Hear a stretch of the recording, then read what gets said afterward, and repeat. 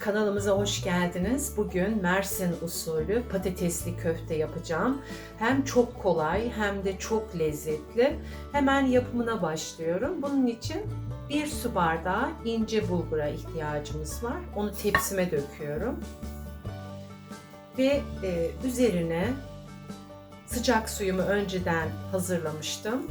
Üzerini kapatacak kadar sıcak suyumu ekliyorum.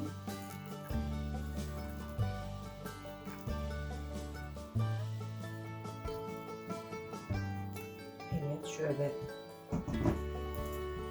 Sadece bulgurlar ıslanacak kadar, üzerini örtecek kadar sıcak su ekliyorum. Yaklaşık 1 su bardağı kadar. Şöyle. Şimdi bulgurumun suyunu çekmesini bekleyeceğim. Ondan sonra köftemi yapmaya başlayacağım. Şöyle bir tabak yardımıyla kapattıktan sonra 5 dakika sonra bulgurumuz suyunu çekmiş olacak. Önceden kesmiş olduğum 2 orta boy soğanımı tavama alıyorum.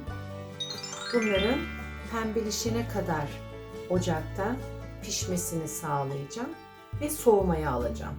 İçerisine 1 çay bardağı kadar sıvı yağ, onu da ekledikten sonra soğanları ocağa alıp pembeleşene kadar pişireceğim.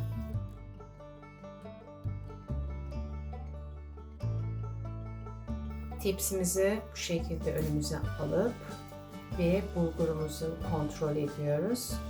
Çok güzel suyunu çekmiş. Hemen yapımına başlıyorum.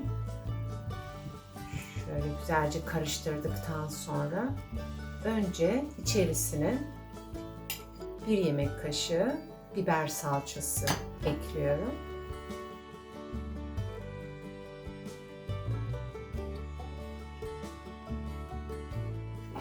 Kimyon olmazsa olmazlardan bir baharatımız.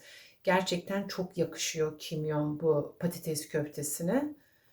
1 tatlı kaşığı kimyon, 1 tatlı kaşığı karabiber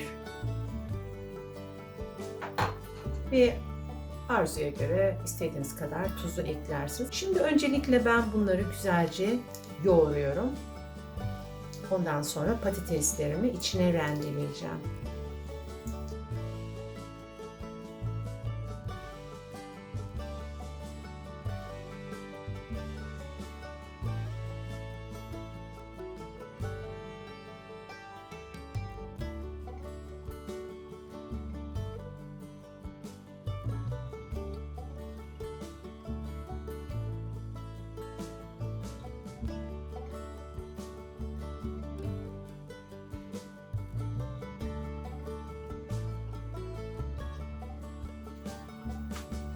Evet, bu kadar yeterli. Şimdi içerisine önceden haşlamış olduğum 4 tane orta boy patateslerimi içerisine rendeleyeceğim. Şu şekilde. Patatesler sıcak olduğunda çatalla çok rahat bir şekilde ezebilirsiniz. Ben daha önce haşladığım için patatesleri soğudu. O yüzden şöyle rendeden geçirmeye uygun gördüm. Fazla zaman almasın diye.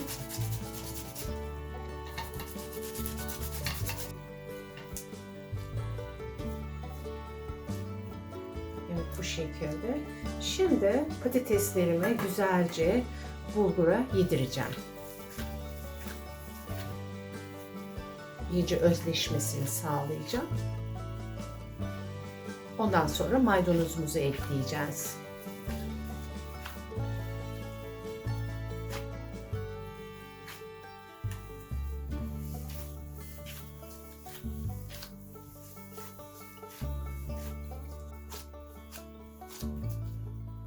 İçerisine maydanozumuzu da ekliyoruz. Böyle bol maydanozlu.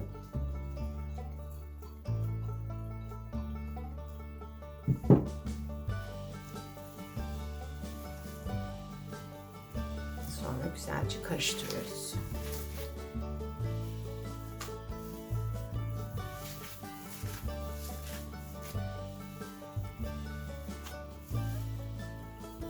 hazırlamış olduğumuz soğanlarımızı da ekliyoruz. Soğanlarımız bu şekilde olacak, pembeleşecek. Sonra üzerine gezdiriyorum böyle. Tabii soğuması gerekiyor yağınızın. Elinizi yakabilirsiniz. Bu şekilde. Hatta ben şöyle yapıyorum. İyice yağını alıyorum.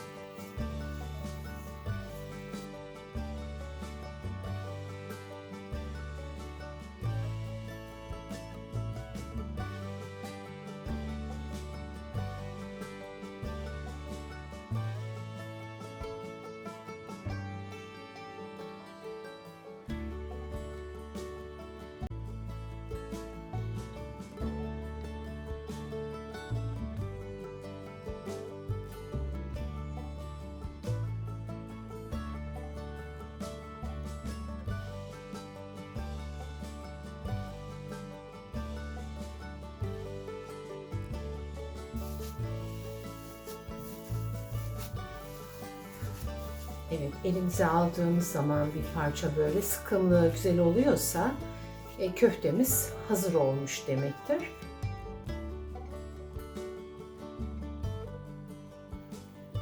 Tepsimizi şöyle kenara aldıktan sonra servis tabağımı da önüme alıyorum. Öncelikle altlarına böyle marul yapraklarını yerleştireceğim. Hem görüntüsü açısından hem de marulla yenildiği için şöyle servisimi hazırlayacağım. Bu şekilde.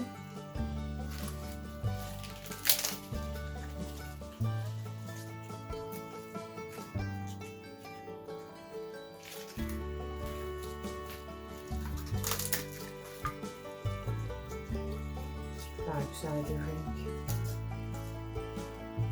Evet, şu şekilde. Şöyle istediğiniz büyüklükte parçalar alıp köfteden elinizle şöyle sıkmalık yaptıktan sonra şu şekilde böyle servis tabağının üzerine diziyoruz. Çok kolay bir şekilde şekil alıyor.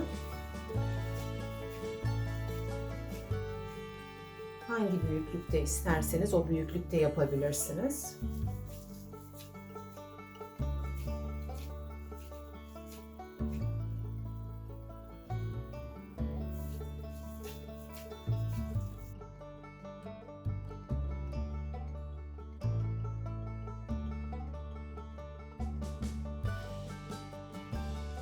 Patatesli köftelerimiz çok güzel oldu. Yerken marulla bu şekilde elimize marulu aldıktan sonra içerisine bir tane köfte koyuyoruz bu şekilde. Ve yaptığımız salatadan biraz da içerisine böyle ekliyoruz. Sonra da üzerine istediğiniz kadar, ben çok seviyorum, böyle bolca limonu sıktıktan sonra şu şekilde sarıp afiyetle yiyoruz. Lütfen yorumlarınızı yazmayı unutmayınız. Afiyet olsun.